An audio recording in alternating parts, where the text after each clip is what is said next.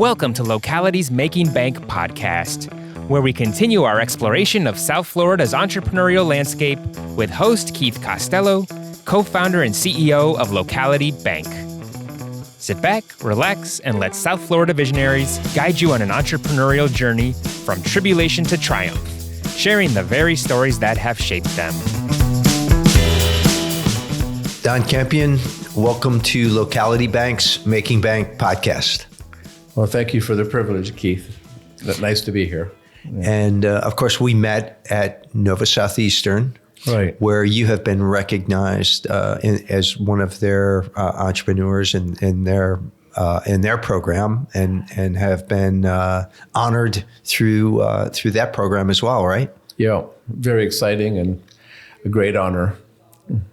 So we're really happy. So I met Don at this event, and we started talking. I'm like, wow, you have an incredible story. We'd love to have you come on our podcast and tell it. And it's truly different. And Ryan and I were talking about it actually before as we were prepping for this. And because not only has Don had tremendous success as an entrepreneur and building an incredible business, but he's also been driven by a bigger purpose and has really has a mission that he is dedicated to. So we'll get into all that today, and I think you'll really enjoy the story of Don's career and his life. So let's start with your beginnings, because it's very unique, where you grew up and your family. Tell us about that. Well, I was born and raised in Nigeria, West Africa. My dad, a doctor, a surgeon, my mom, a nurse and midwife. And as a young couple, decided that they wanted to be pioneer missionaries, Protestant missionaries. So they picked this little village called Egby, and about 100 miles from any city of any size at all, and went to this village and started a hospital. And myself and three sisters were born there in Nigeria. And when we came to school age, grade 1, that's when we had a Bush airplane come and land on the grass strip beside the hospital. And take us off to boarding school. So it was a mission Western training boarding school with quite a few teachers that were very international from Europe, Canada, US, Australia, and about 200 of us, grades 1 through 12. That's where we did our initial schooling. Wow. So incredible, so growing up in Nigeria, and then how long did you remain there in Egby?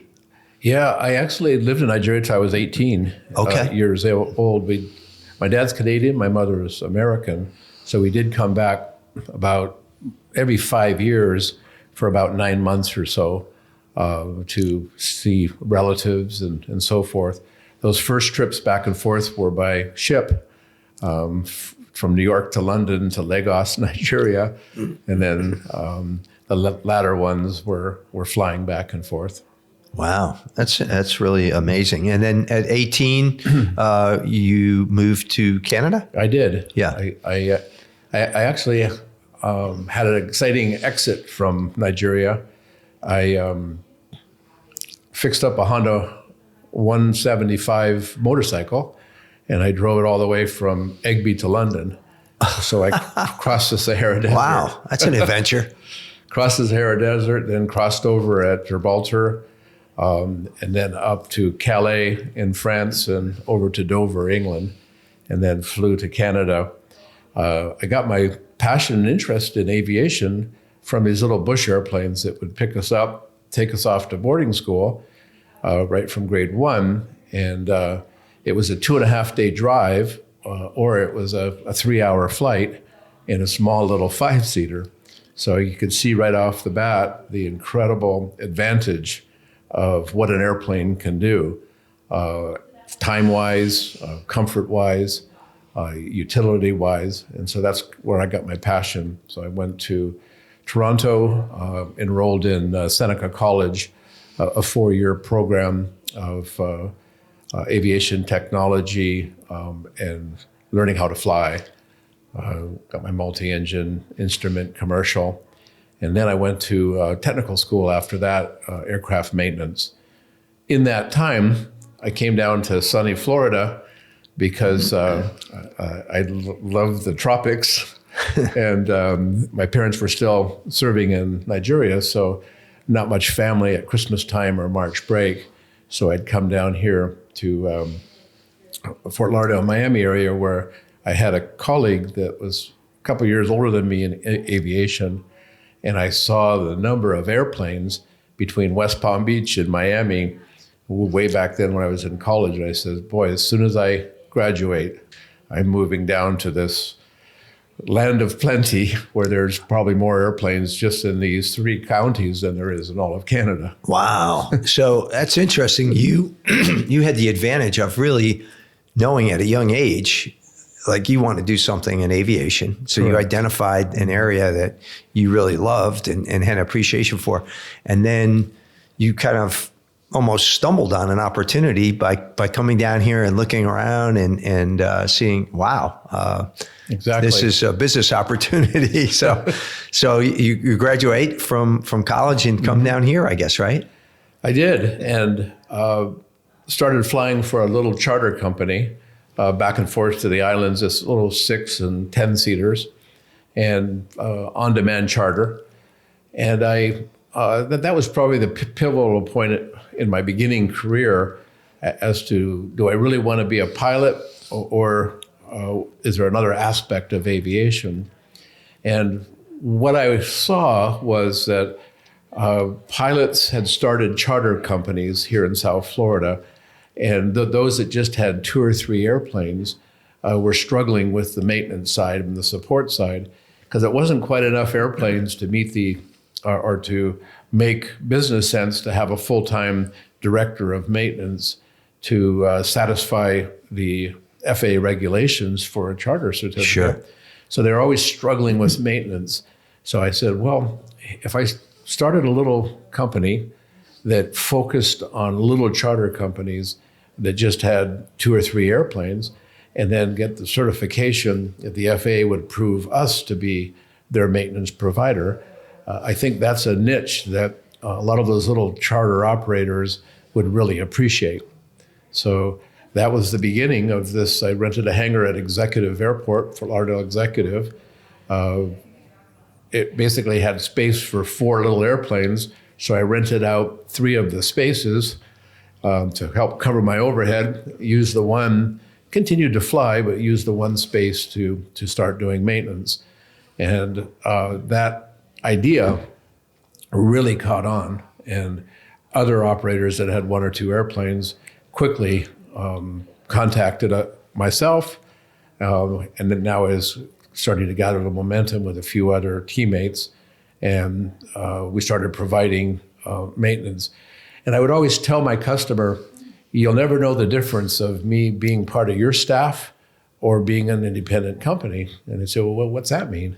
I says, well, if you have a dead battery at 1 o'clock in the morning and you have a 2 o'clock a.m. takeoff for an air ambulance flight, we'll cheerfully be there in 20 minutes to half an hour. And they were like, oh, yeah, right. So whether it be on a Sunday or at midnight, this group of young guys that I was with, my first few teammates, we'd be out there like a fire drill. And that word spread among the other charter operators, and we quickly outgrew that hangar.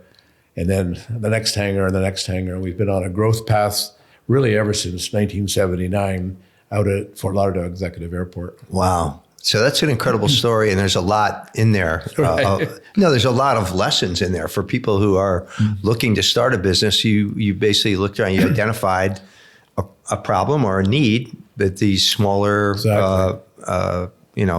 companies didn't have they couldn't handle the overhead. Right. And so you provided that but then not only did you do that, but you saw that by providing incredible service, that you would dominate kind of, that word would spread among everybody, and that word of mouth really was able to build your business. So let me just ask you a question about, because a lot of people starting a business, did you bootstrap it? Did you did you just use your own money to kind of get this going, or did you bring in partners, or did you get a loan, or how did you do that in the beginning? In the very beginning, I did have a partner. It was a friend that was in aircraft sales. So that main partnership was really, he had a few airplanes that he was brokering and selling. And so I asked him if he would be a partner and a tenant. Having those 2 or 3 vacant spots in my hangar, well, would you put your airplanes in the hangar? So it was kind of a fairly loose, shall you say, partnership. I was 25 years old. So it's like, well, why not just make him a partner? So, later on, of course, we'll discover that can cause heartaches. Yeah. Right. But imagine a taxi company, a car taxi company, having to go to the dealer for maintenance. It's not possible. It's too expensive. It's on the dealer's schedule, not your schedule. Well, those little charter companies, it's kind of the same thing. If they were to go to a retail maintenance shop, schedule it in and so forth, well, they'd miss lots of charters. So that was really our niche. Our niche was we're part of an extension of your staff, of your company. And as a result of that, it'll be a seamless service getting you back in the air. So that's really, we had so much success from the very beginning because I had been flying back and forth to the islands. So I had already got to know some of the other owners. I had gotten to know exactly what that need was with the other owners. So it was almost instantaneously that when I rented this hangar with very, very low overhead, what we really were selling more than anything was our service, our labor, shall you say. And then, of course, parts and so forth, but very, very little capital to get the ball rolling. So basically with you and the partner, you were able to cover the capital and then generate, I'm sure after a while, generating some good cash flow. So you really you could self-fund everything, your growth and additional employees. Yep, and then basically buying equipment, more and more shop equipment, taking on, I call our employees teammates, taking on more teammates that had higher qualifications for more sophisticated airplanes, and then slowly building banking relationships simply because we needed bigger facilities and we needed more inventories, aircraft parts inventories, and as you get into more sophisticated airplanes, the shop equipment becomes more and more expensive. Right. In order to maintain these airplanes per the manufacturer's specs. Sure. So you took on some debt to buy equipment, and do you own real estate out there as well? No.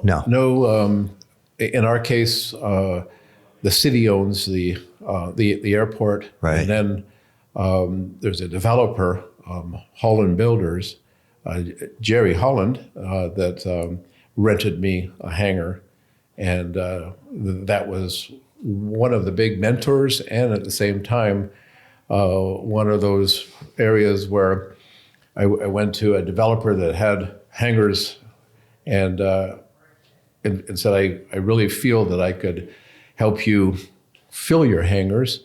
And he asked, have you done that before? It's like, no. Do you have any money? No. It's like, so one of those businessmen that took a chance on me and certainly filled up his hangars and started a fantastic relationship back in about 1985. And then together at that airport, my company has been purchasing competitors and then together going to the city and taking over that leasehold and developing more hangars. So now at Executive Airport, we have about 1.2 million square feet of hangars. And and what of a percentage of the hangars would that be, do you think, roughly? On the airport? Yes.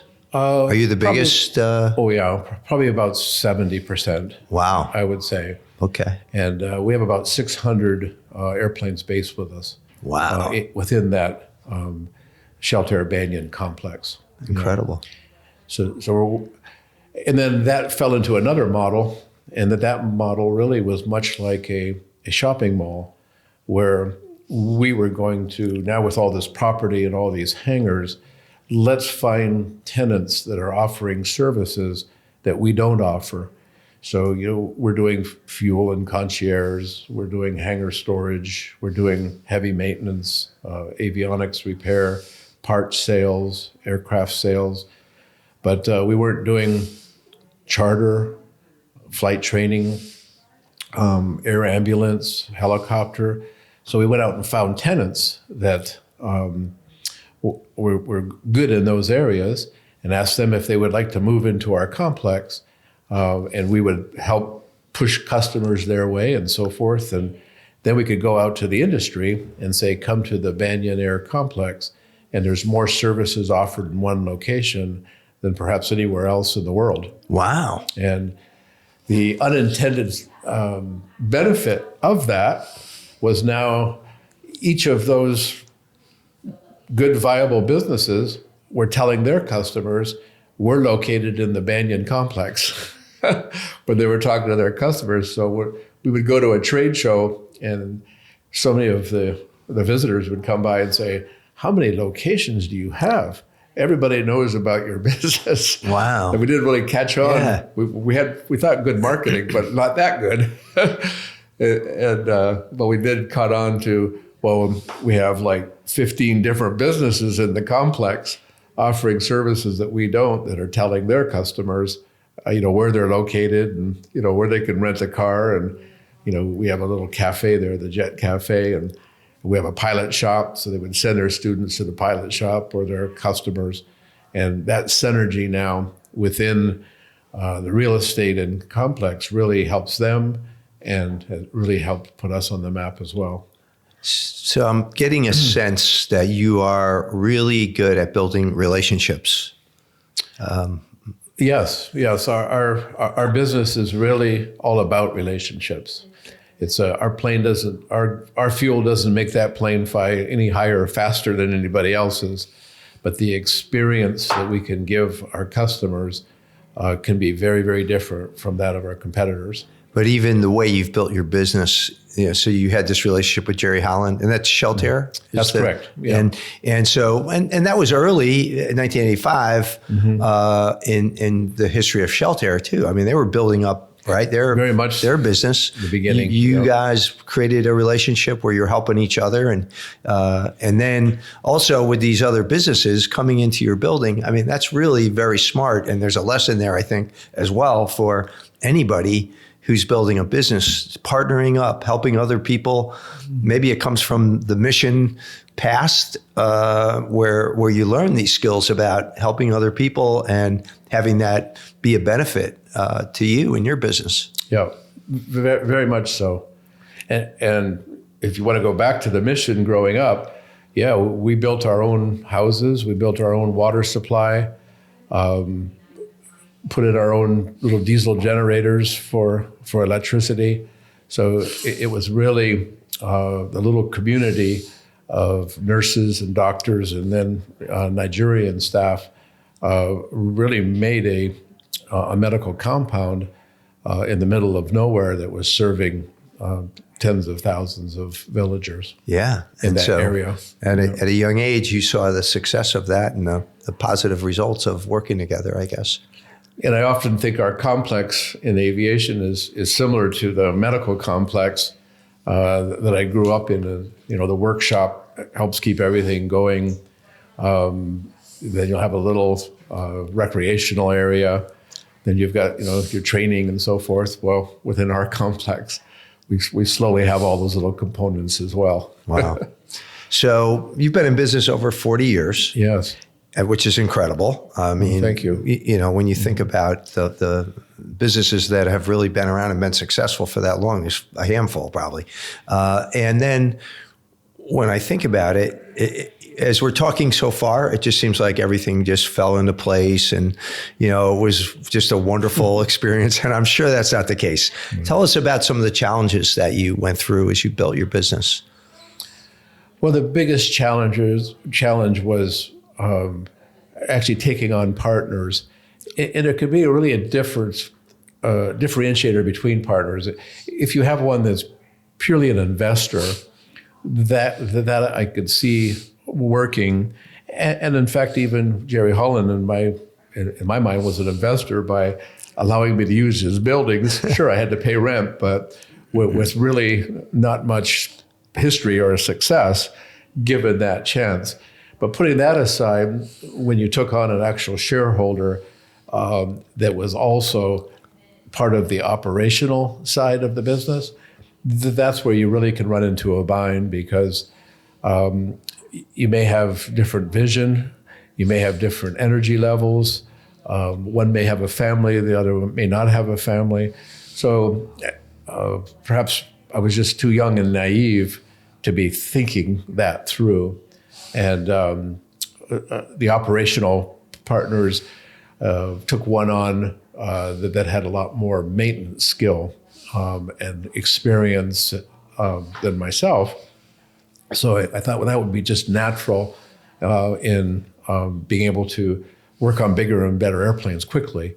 Only if you have exactly the same vision and work ethic and so on and so forth. So that was the toughest part of slowly purchasing out my partners, and then being able to then build it the way I felt best served our customers and our teammates. Yeah, I've heard the partners describe the ultimate partner as somebody who has complementary skills but shared vision. Right. And apparently complementary skills but not a shared vision in terms of how you were going to work together. And that vision could be just way less entrepreneurial.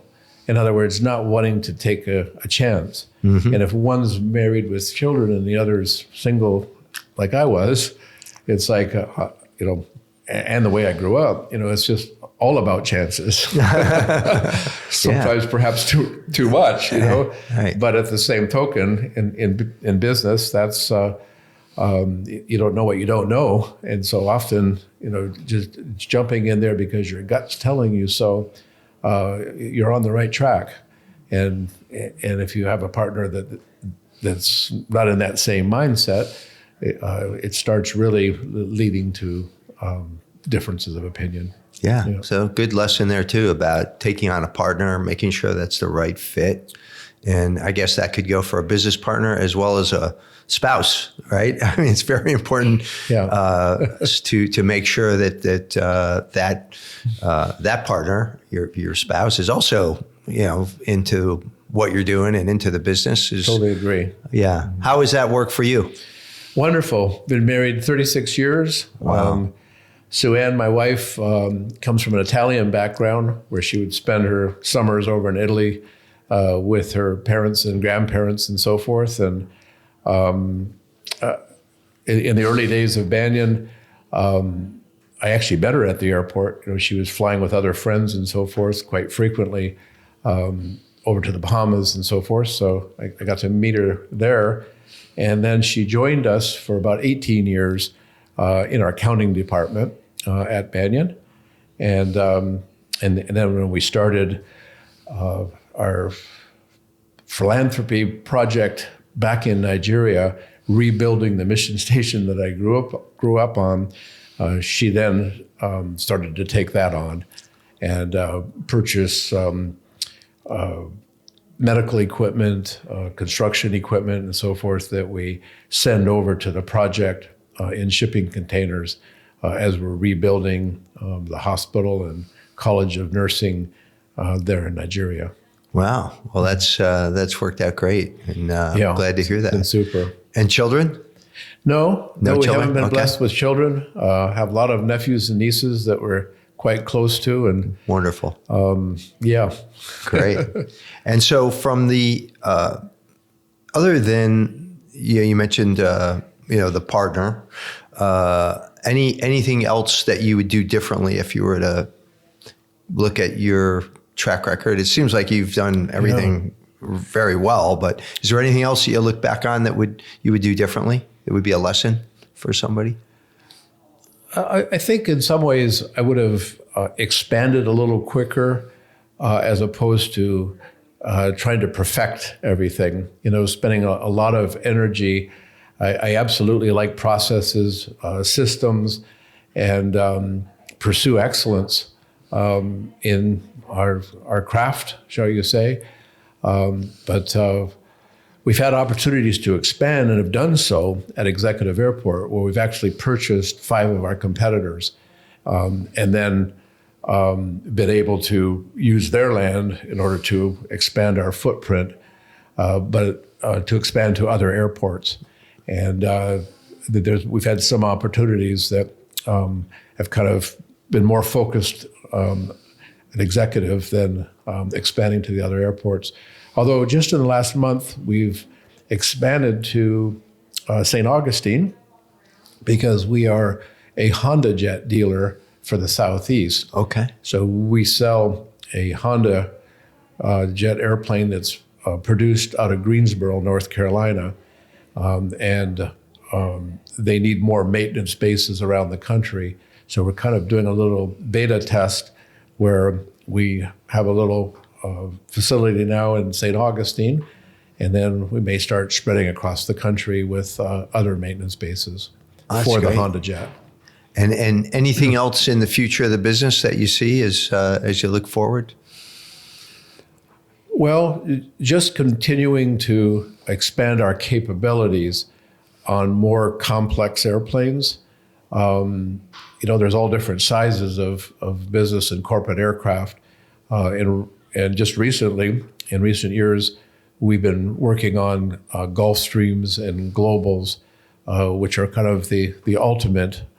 And so they require bigger hangars, more equipment, more training, and that's really what we're focusing on. Now, the buzz in our industry, of course, is vertical takeoff and landing, electric, where you might have a kind of a drone, shall you say, either personalized, that is, so you can fly from your backyard to the top of your office building on your own, or actually a 4-6 passenger that takes off vertically and goes to your destination. A lot of research going into that, along with sustainable fuels too, non-petroleum fuels. So those are 2 areas that we're certainly keeping an eye on and don't want to be left behind as they become more and more realistic. Sure. Yep. So judging from when you graduated from college and started your business, I'm going to make the assumption we're around the same age. Okay. So I know, I just started a bank, so I'm obviously going to be working for a while. And so I asked the same question of you. How long do you see yourself really being involved in the business and working? Is it forever? Yeah. I really love working with a team. I love building leaders so that leaders can build the business.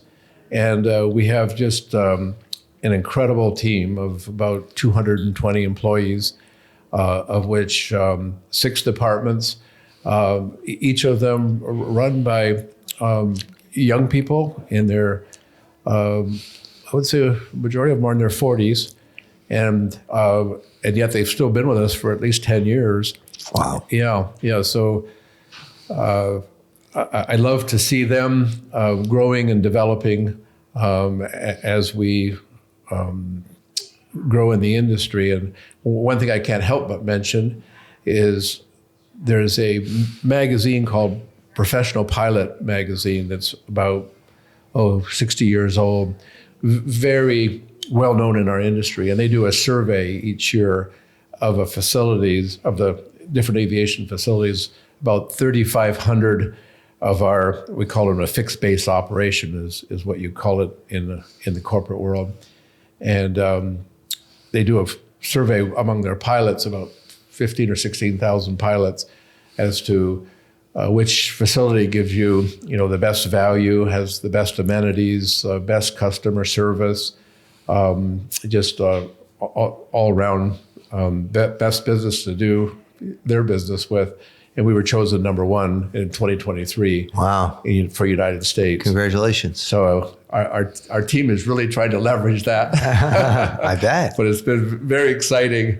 We've been number 5, we've been number 8, we've been number 3, but 2023 was number 1. Wow. So first time you've achieved that. Right. Wow, that's great. Well, congratulations to you and your team on that accomplishment. That's Thank great. you. Yeah.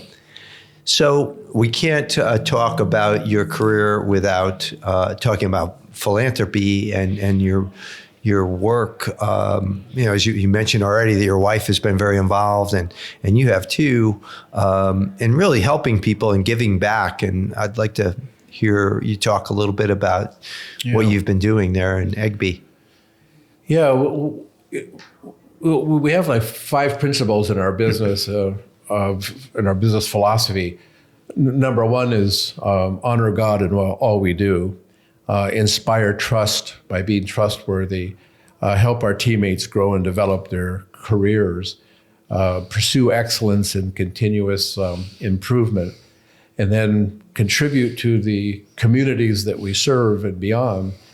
And in 2008, I just innocently took my wife over to Shore, where I grew up. And there'd been no missionaries there for about 10 years. The hospital had basically turned to a clinic and was really about ready to close. Didn't think much about it. Quite an exciting trip, because many of the chiefs in the surrounding villages were my teammates, my playmates when I was a kid. Sure. So my wife was just amazed at this other life that I had lived at the time, with all these people coming up and hugging each other and remembering when we were kids. And we left there, and after a great trip, but didn't think much about the hospital no longer being functional. Just said, well, it's had its 50 plus years, served well during that time, and its time is over. And came back to our busy lives at our business, and just felt called to somehow rebuild this medical hospital complex. And, be careful what you pray for, or be careful what you step out and make yourself available to do. Because here we are now, that was 2010 was really when we had some boots on the ground. So here we are 14 years later, and we've built 80 buildings on a 50-acre complex, wow, which now is a complete hospital running on solar and Starlink, and a whole school of nursing, training 400 nurses, seeing about 2,000 patients a month, major surgeries every day, and our own water supply, our own electricity, and just making a huge impact. No hospital for 100 miles around that. And what's making it sustainable is technology. The idea that Nova Southeastern, that Palm Beach Atlantic can actually conduct classes in our School of Nursing from Fort Lauderdale. Oh, wow. Running on solar That's and Starlink incredible. over there. Yeah. And then, of course, the amenities that we have here. So our pathology department out there, those slides are looked at by a pathologist in Indiana and another one in the Cameroons. And just slowly but surely, the accounting is done in Charlotte. And at the same time, training our Nigerian staff how to use this technology, and bringing something very, very new to eager young minds that can really affect the whole health system of that country. So that's one effort that not only do I spend a lot of time, but we have a team now called Egby Medical Mission, a nonprofit that we're actually building, that's focused on this little medical complex. Because we're also training 6 Nigerian family medicine physicians and building a new surgical center to also have a training center for Nigerian surgeons. And I've taken 12 of our teammates over to Nigeria because they help pack the containers and so forth that we send over there. And our building grounds and maintenance through technology, if a pump or a generator or a sterilizer or a oxygenator doesn't work, then they call our building grounds and maintenance, and we work with biomeds over here to help troubleshoot. So again, all this wouldn't be possible without the technology, the ability to now Zoom, FaceTime, and send messages back and forth. So I have to say that's a big part of my life now, and I really feel that the business side of it has just really prepared me to go back to where I know the culture. They call me a son of the soil. The son of the soil has returned, wow. And they made me a traditional chief there in the village. Impressive. So it's quite unique. I bet you they're really happy that the son of the soil returned, and what you've done over there, Don, that's 80 buildings, and the fact that you've put this all together, and you got to feel great about that. There's a lot of Fort Lauderdale citizens also involved, a lot of our customers. We have donors that have helped us build specific buildings, donors that have helped us with specific pieces of medical equipment in order to really bring this along in these last 14 years, almost in an unprecedented way, in a very difficult place to work. I'm sure.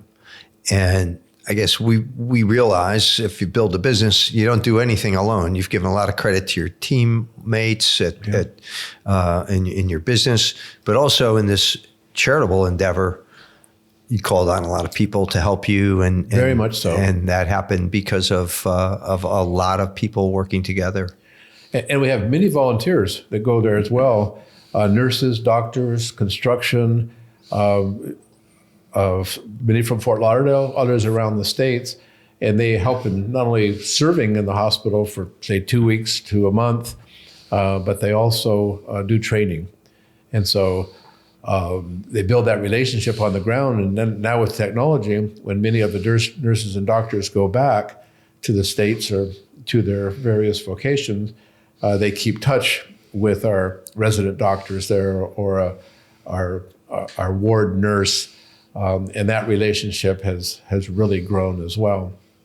So, not to say that we're also involved in 4 Kids of South Florida, which is a foster care program here in Florida. First class, do a lot of training of couples that volunteer to be foster parents.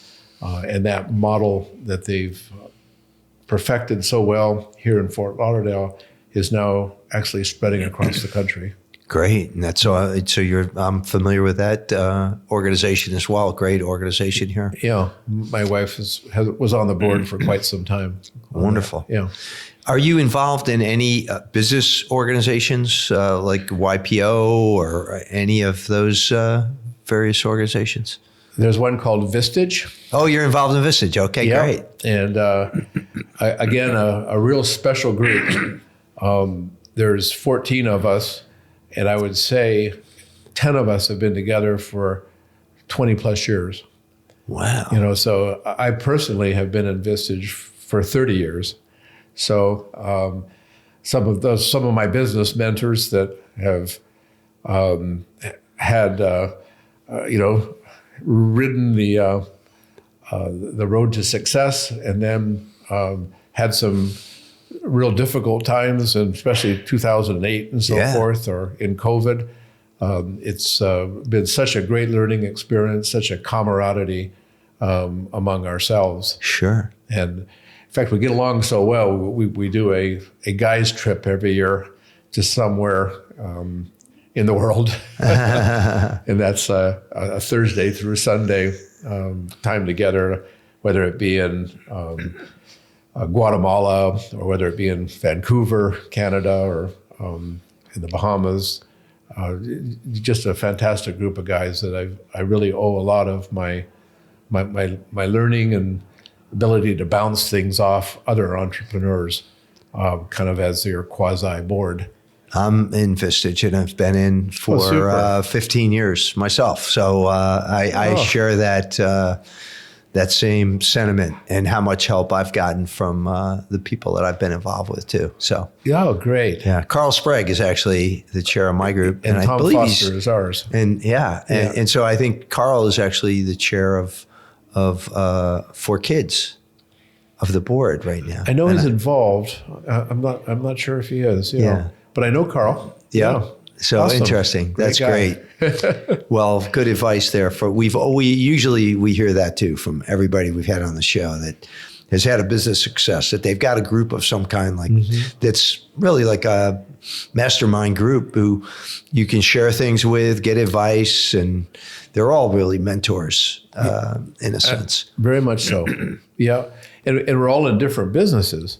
Right. Because I also belong to a group very similar to Vistage, but it's for independent aviation businesses. And we're not competing because we're far enough away from each other, but we meet 3 times a year at one of the other's business. And we use one of those days to kind of spread throughout the company, and they will have instructed their employees that whatever questions we ask, that they honestly answer those questions, such as questions about the culture, questions about equipment, questions about if you were president, what would you do differently? And then at the end of the day, we then debrief with that owner. So that's also very valuable because it's in our industry. But the Vistage side of it is we have so many similarities, challenges and so forth, even though each of us is distinctly different. Sure. Well, that's great. Anything else you would like to share before we go to kind of what we call the lightning round, where we just ask you a bunch of questions about things? Well, I would just say on the business side, for those getting into business, that it needs to be driven with a passion, and a purpose.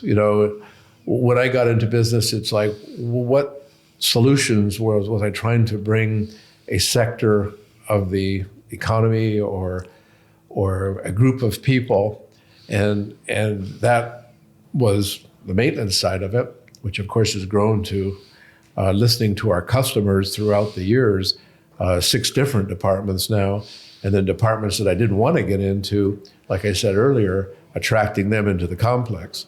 But the companies that we attracted in the complex, again, were because the customers we were serving were looking for that service, So as an entrepreneur, when you have the passion, then you start to put together the people, and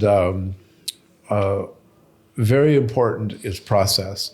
So many people will just keep things in their mind, or the leader knows how he wants it, but doesn't really set up systems and processes.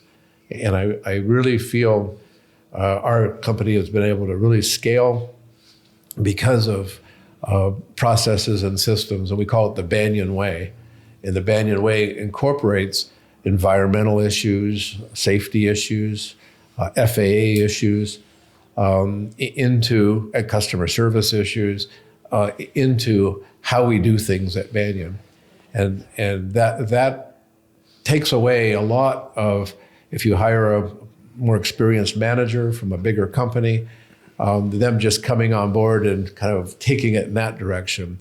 Instead, they come, they see how we do things, and then if they want to make some operational changes, we agree, well, let's try that for 30 days and see if that will now become our new standard operating procedure or an improved. So I think that really contributes to continuous improvement, and it allows your teammates to really offer their magic once they know the ground rules of this is how we do things, because your previous teammates have all been part of making this the standard operating procedure, this the best practice, and then now go out, get to know the customers, come up with other ideas, and let's work together, grow together so that we can win together. That was great. I mean, sounds like a real recipe for success in terms of you've got to have that initial passion to drive you and get you through the tough times, but you're never going to scale a business without having processes, right? Because otherwise it's all dependent on you. And without being able to have other people and have everybody know what to do, if you don't show up for a month, the business still runs. Right. I'm sure just perfectly because there's a process in place. So that's great advice for anybody who wants to grow their business. And I'm sure most people do want to scale and do want to get to that level that you've achieved in your business over 40 years. So great advice. So now we're just going to go to some quick questions about different things that will help our listeners get to know you a little better. Do you have a favorite book? Well, the all-time book of the ages is the Bible, number one. But I used to really like the John Maxwell books, Brian Tracy, Developing the Leader Within You, Brian Tracy, No Excuses. Then there's a Gustavo Gronitzky, and he had Culture Trumps Everything. Culture trumps everything. And that's so true, especially when you're in the service business. Our product is service and our strength is our people. And how we do things, we're selling the ability, the troubleshooting savvy, the attitude of our people. And so as a CEO, as a leader, we're the creators of that culture in any business. So I think that's another thing for budding entrepreneurs is that, especially in the service business, that it's really all about culture. That's great. Great advice. How about if you could have dinner with anyone living or dead, who would that person be? I want to have dinner with Dan Campion from ChickfilA. Here they are going into the third generation of success. They have a more return on investment than any other fast food a restaurant, open 6 days a week, really train young people. Many people aren't going to be lifers working at Chick-fil-A, but the ones that I've met feel like they have a very strong foundation just from the training, the mentoring they got, and how they serve customers. And when I see them having a line down the street of people wanting to get a chicken sandwich, it's like, I love that culture and that mentoring of young people to create extraordinary product. Yeah, an amazing company. So on that same note, do you have a favorite restaurant? Just a little family restaurant by our house up on Commercial, Thai Moon. It's just a little family, nice, small little restaurant. And my wife and I frequent that pretty well every Friday night. Okay. I'll have to put that on my list. I've never been there, so that's a good one. What's one thing you're most grateful for? I'm just so thankful that how God has blessed myself, my family, my wife, from being born in the bush to being able to look after the movers and shakers of our economy, the Fortune 500 chairmen that fly in for business meetings to South Florida, who trust us to remove engines on their airplanes, completely do huge inspections on their aircraft, which they use as a tool in order for them to grow their business. Just sometimes pinch myself just saying, wow, what a privilege life has been for myself. It does seem like it's been a good ride for you.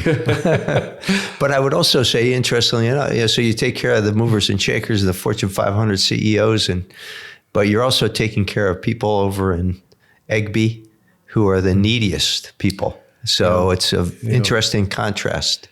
When I'm in Egby, my wife and I go 3 times a year for often 3 weeks at a time, and then I'm on WhatsApp constantly with new buildings and new equipment and so forth. But in those 3 weeks, you don't even hear an airplane. You don't even hear or see a contrail. And you're right. People that are making $300 to $400 a year versus the incredible gift of living in America. Yeah.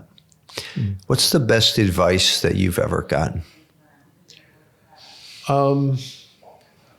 It would be what gets measured gets done. And what I mean by that is setting goals, working smart. In our business, we have P&Ls for every department. We love to look for continuous improvement. And how do you really get continuous improvement without measuring things? So what measured gets done. Very good. And you mentioned kind of the vertical takeoff in planes and things like. Is there any new skill that you're learning or any new technology that you're very interested in? I mean, that's one, obviously, but any others that? Oh yeah, AI.